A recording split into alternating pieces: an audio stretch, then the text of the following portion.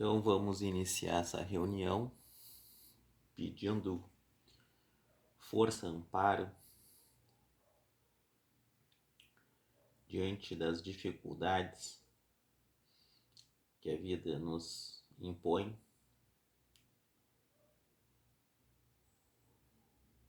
Pedir maior esclarecimento, pedir bons pensamentos, pedir atenção,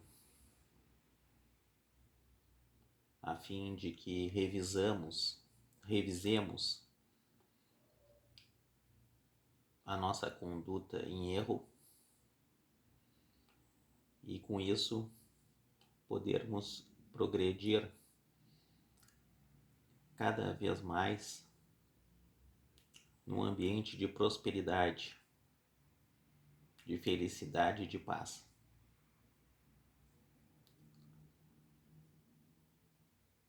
Peço então força aos nossos mentores para que nos protejam e que nos oriente no caminho do bem. Santo anjo do Senhor, meu zeloso guardador, já que a ti lhe confio a piedade divina, me rege, guarda, governa, ilumina. Amém.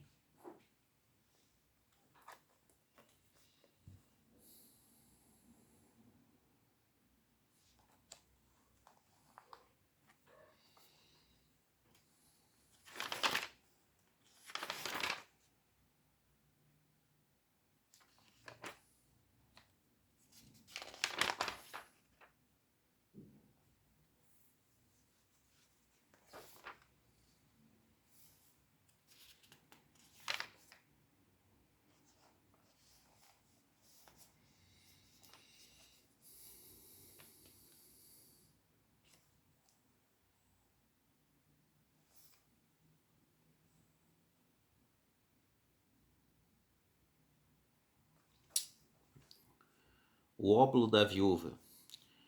Jesus, sentado defronte do gasofilácio, considerava de que maneira o povo nele atirava o dinheiro, e que várias pessoas ricas, somente 2 pequenas moedas. Então Jesus, tendo chamado seus discípulos, lhes disse: Eu vos digo em verdade, esta pobre viúva deu mais do que todos aqueles que colocaram no gasofilácio, porque todos os outros deram de sua abundância, mas esta deu de sua indigência, tudo mesmo o que tinha e tudo o que lhe restava para viver.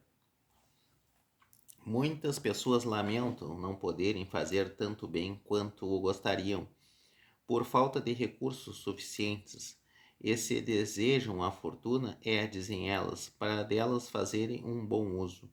A intenção é louvável, sem dúvida, e pode ser muito sincera em alguns, mas é certo que seja em todos completamente desinteressada?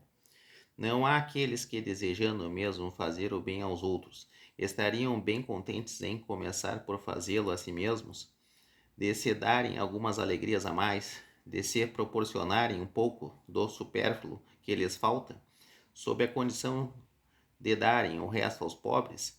É essa a segunda intenção dissimulada, mas que encontrariam no fundo do coração, se quisessem nele rebuscar.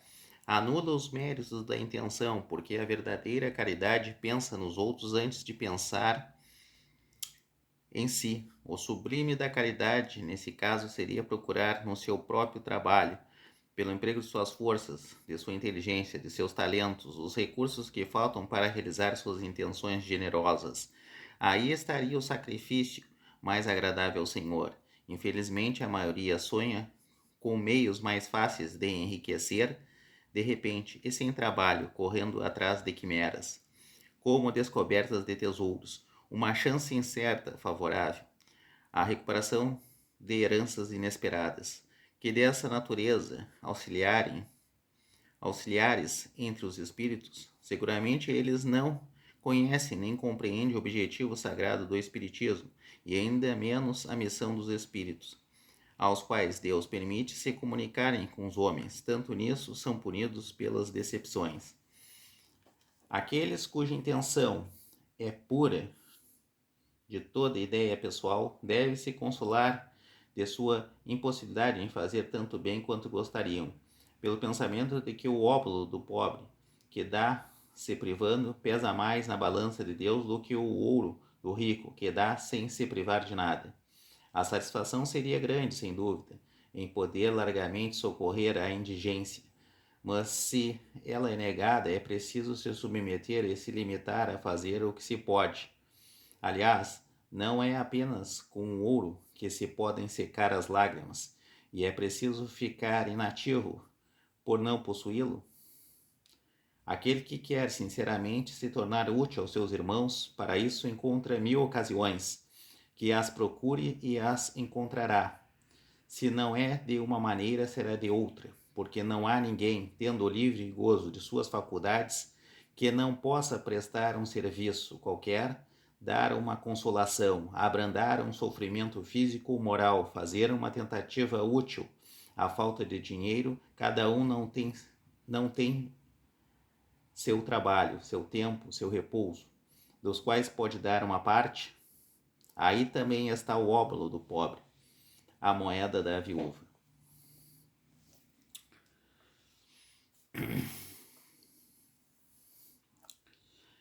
Essa aqui é uma parte que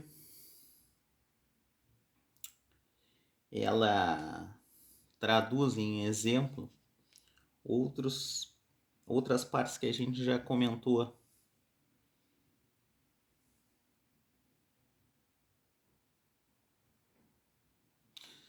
Aqui está dizendo que se tu pode ajudar alguém financeiramente, não sei se é o ideal em todas as ocasiões, tu possa fazer.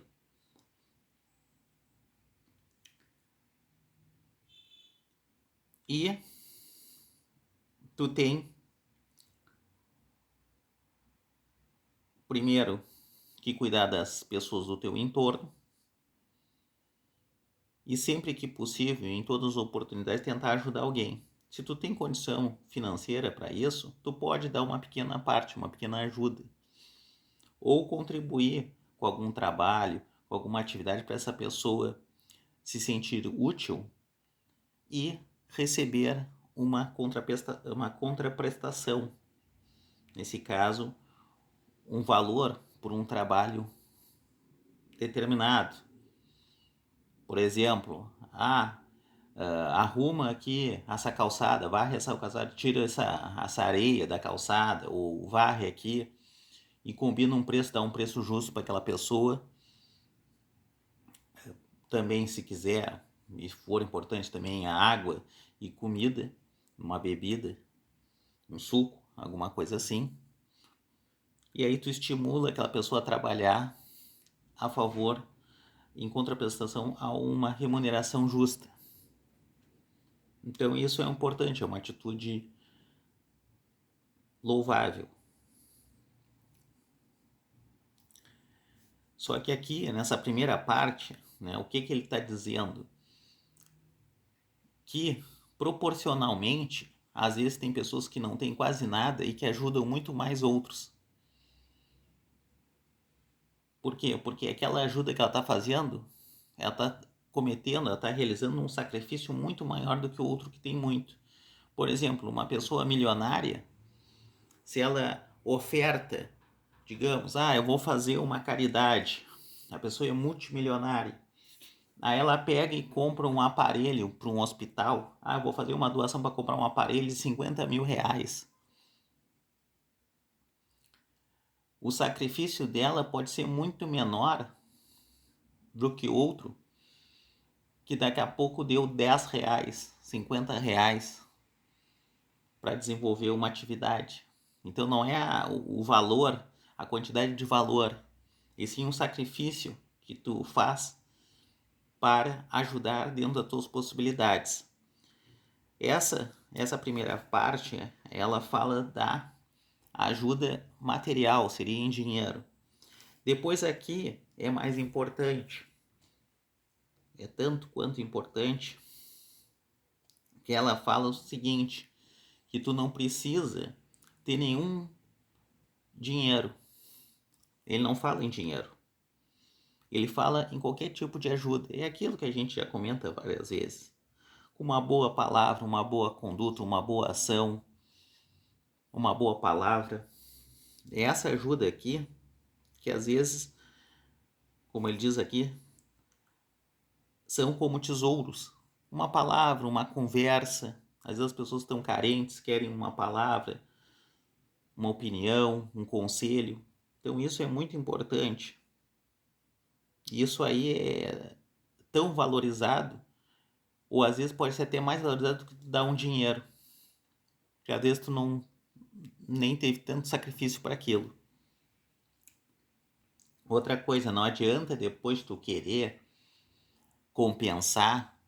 Olha, eu vou ajudar o hospital, vou ajudar a caridade das crianças, ok? Se aquele dinheiro é fruto de corrupção, é fruto de desonestidade, de roubo, de desvio. Não vai ter utilidade alguma. Não adianta tu cometer um crime justificando numa boa ação posterior. Isso aqui depois será pedido contas a prestar.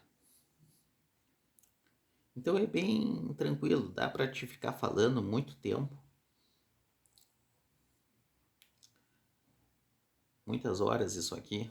A gente pode falar muito, mas tá bem simples aqui. Eu não vou me alongar muito. As quimeras, eles falam de quimeras de coisas passageiras. Então é isso que tu tem que seguir, essa boa conduta na tua vida, né?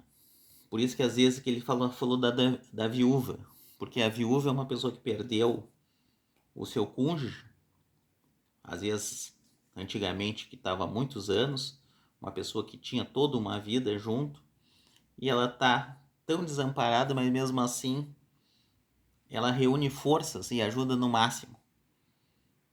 Mesmo tendo diante de uma sozinha, diante de uma adversidade e tendo poucos recursos, ela ajuda. Olha só que bonito isso aqui. Porque ele disse da viúva. A viúva porque ela estaria em tese sozinha no mundo.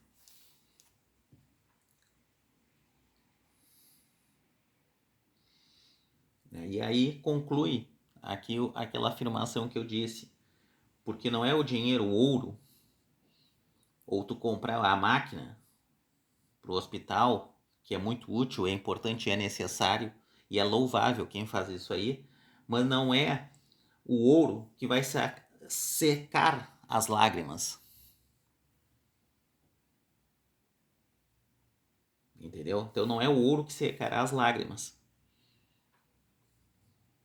Por quê? Porque a gente precisa, além disso, ter uma boa vida, ter uma boa casa, confortável, ter aquilo, o substancial que seja necessário para ter uma boa vida.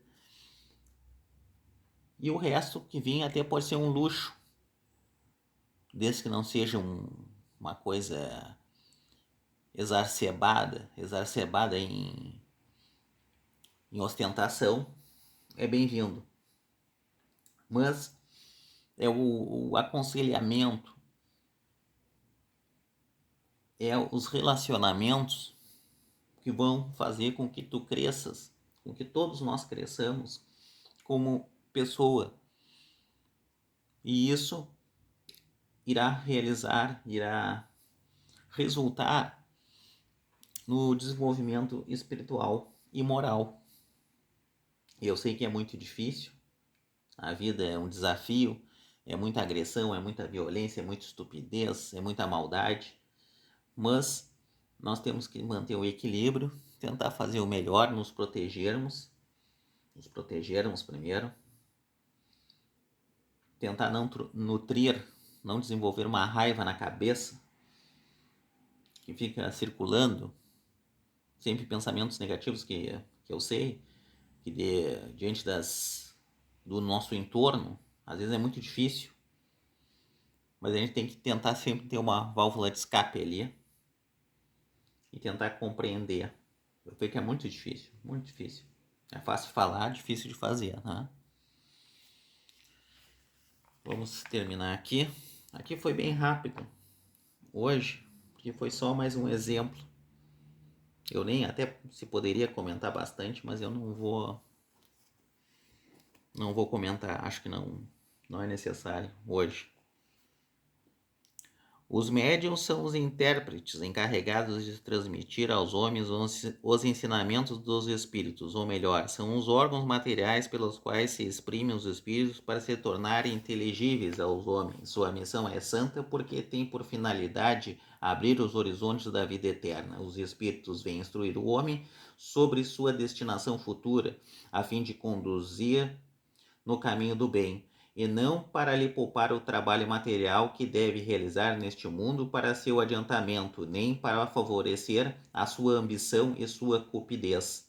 Eis do que os médios devem se compenetrar bem, para não fazerem mau uso de suas faculdades. Aquele que compreende a gravidade do mandato de que está investido, cumpre-o religiosamente. Sua consciência lhe reprovaria como um ato sacrilégio fazer um divertimento e uma distração para si ou para os outros de uma faculdade dada com um objetivo tão sério e que o coloca em intercâmbio com os seres do além-túmulo. Então aqui ele está falando do objetivo dos bons médiums. Para todas as pessoas, porque os espíritas não excluem ninguém nem de nenhuma religião, e também para trazer esses frutos e contribuir com a comunidade e com outras religiões, se tu tem outra religião. Nós não temos preconceito. Então, que essas palavras se cumpram, que assim seja. Muito obrigado. Muita energia, muita disposição, muita bondade.